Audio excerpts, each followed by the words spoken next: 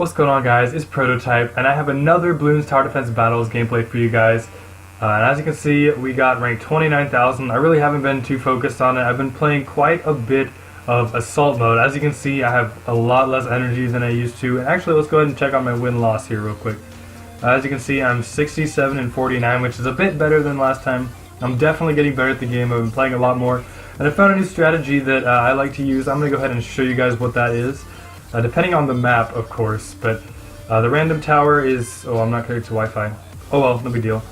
The random tower is based on the map, so we're going to go ahead and get Dart Monkey, Bomb Tower, and a Wizard. And then the random tower we're going to go for, hopefully, is a submarine, maybe? I don't know. I'm going to keep going until I get it, just because I want to show you guys what it is. If I get it, that is. I don't know if it's actually going to show up or not. Ninjas work too because they have the sabotage supply lines in case it goes late game, but I prefer to have a submarine, which we aren't going to get, so all of that was literally just a waste. Maybe? I don't know, did we get it? I didn't see it last time. Oh, it's a ninja. Okay, not bad. So how I do it, I go with a Dart Monkey start, go ahead and put him where he can see a good bit of the map and upgrade him to triple darts. I like to focus a little bit more on my defense, so that way he doesn't go for any crazy rushes right off the start. So I do that, and then I go ahead and get another Dart Monkey. I'm not sure where to put him because I haven't really played this map before. I might just throw him right in the middle. That way later on in the game he can hit pretty much everything once we upgrade his range, which I'm not going to worry about yet. I'm going to focus on my economy now. It's not going to be that great until we get to pinks. That's when I really start focusing on economy. Someone told me that it's better to send pinks than it is to send blues. I think that's what they were talking about at this point. But it helps you build up a little bit more money instead of just sending out all the balloons right away. So this one you slowly build up your economy, but it helps you build up a little bit more money so you don't have to worry about waiting to finish your purchases. So this guy has just a ninja and a spike factory, not too good of a defense, especially against these pinks. They're starting to get through.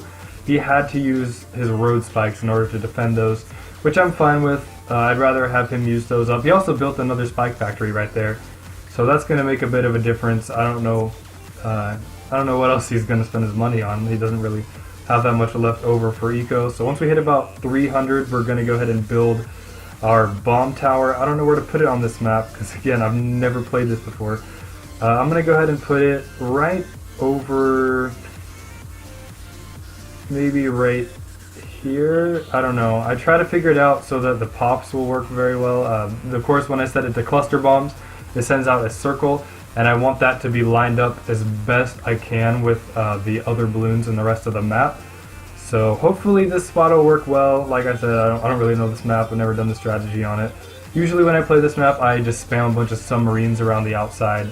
That tends to work pretty well, but of course, you know, like I said, this strategy is very good for me personally, but it depends on which map you're playing on. I'm going to get up a little bit more economy.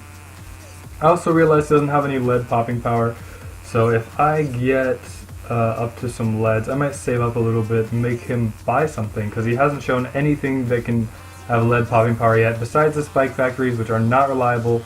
There's an engineer, which you have to have cleansing foam on in order to actually have lead popping power.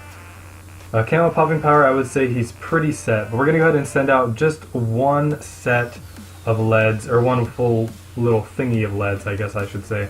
Hopefully that'll do some damage. Maybe he won't be able to get cleansing foam in time. I don't know. They made it halfway through his map so far.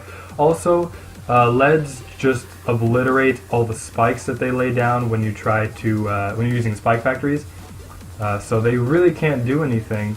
It'll kind of pave the way for all the pinks that I'm sending as well.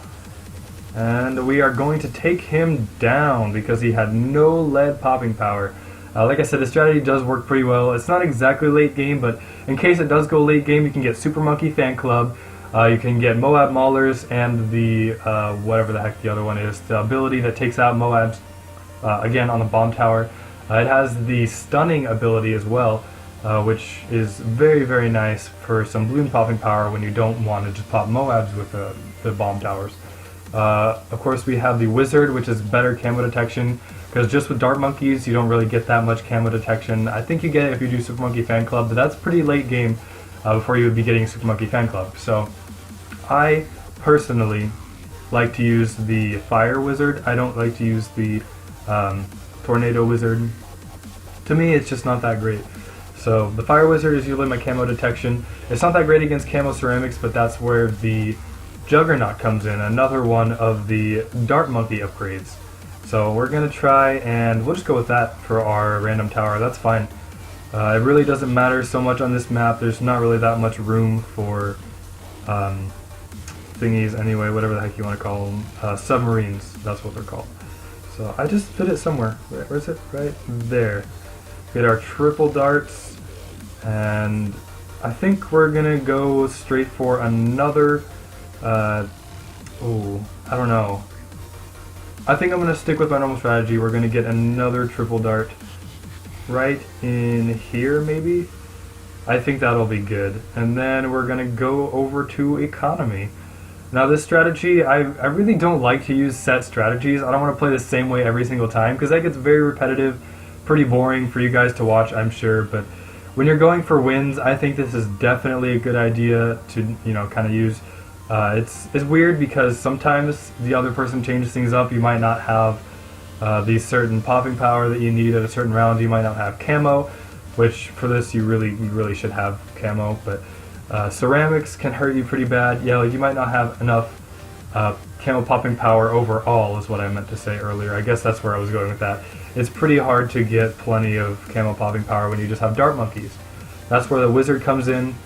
Although before, I actually was more focused on attacking the other guy than actually using, than actually setting out my wizards like I should have been doing. That way he couldn't have done the same thing that I did to him. We're going to go ahead and get our cluster bombs. I think it'll work really well on this map considering it's a spiral. It should get quite a few pops. Yeah, oh boy, that's going to be nice. That'll be perfect. I don't know. It's not too great for the stunning, the whatchamacallit, the balloon impact, that's what it's called. I want to call it by its proper name from now on. The balloon impact isn't that great because it's right at the start. Once we start getting Moabs out here, it's not really going to be able to stun the Moabs, and it's really, I don't know, it's not a perfect spot for it. I'd rather stun the balloons after they come out of the Moabs. So we are going to build up our economy again. I don't think we can really hurt him with anything right now unless it's these yellows that are already building up our economy. Yeah, they're getting a little bit farther. He has those road spikes out, so I probably won't be able to damage him that much if these actually end up getting through, which they probably won't. I think we're going to go up to about 400 economy, and then we're going to build another tower. I'm not sure what that'll be. Let me check what I have. I think it'll be a wizard, actually. I need to get a wizard now, because he could send out leads against me if he wanted to. Oh wait, no. I have the bomb tower. Never mind, I don't have to worry about that. All I have to worry about is camo leads, which don't come out until round 12, which is when you can start putting camos on. He could send that if he wanted to. He has the Bloon Jitsu Ninja. Didn't even upgrade his cannon. He'd rather focus on Bloon Jitsu. Let me get this camo detection here real quick so that he doesn't rush me. And I think we are set for a little while. I'm going to get to 450 economy, and then we're going to build, I think we're going to build a wizard just because, just to be safe. Set him to strong. We're going to get intense magic and the fireball so he can do a little bit of damage for us. I want to set, yeah, I think strong is good. That way he can pop the black balloons before they get to my bomb tower. Because for those of you guys that don't know, bomb towers cannot pop black balloons. They're resistant to any type of explosive damage. So you want to have something set up a little bit before it. Like I have this dart monkey. I could set it to last if I wanted to, and it would do a good job of popping those blacks. He sent out ceramics. Oh boy. I'm going to use the balloon energy just because I don't have anything that can work against those. We are going to set up a juggernaut right here. Focus him on last, and there we go. That'll help a little bit with our ceramic popping power. I was not expecting him to send one of those. What can I rush him with? I could probably do some damage here. I don't know, that Bloon Jitsu Ninja is pretty good. I might have to send out some regrow leads because that bomb tower is really not going to do a whole lot. Maybe that'll do something, I don't know. I hope. He doesn't have it set to the right thing, so he might actually do some damage here. I'm going to go ahead and send out another one. he hasn't done anything to improve his lead popping power, and it looks like we're going to end up taking him down. Leads move very, very slowly, so this is a risky rush, but it looks like we did take him down. Very, very nice. Like I said, this strategy is great as long as they don't throw something crazy into the mix. The random tower is completely optional, you don't really need it, but sometimes it's fun to have like another late game tower such as a balloon chipper, maybe a submarine, just to have something special on there. So that's going to do it for this video, guys. I really hope you enjoyed. I hope you guys use the strategy to your advantage. There's some other strategies out there I know people like to use for different maps. It depends, of course, entirely on your preference and the situation. So like I said, I hope you enjoyed, and I'll see you guys in the next video.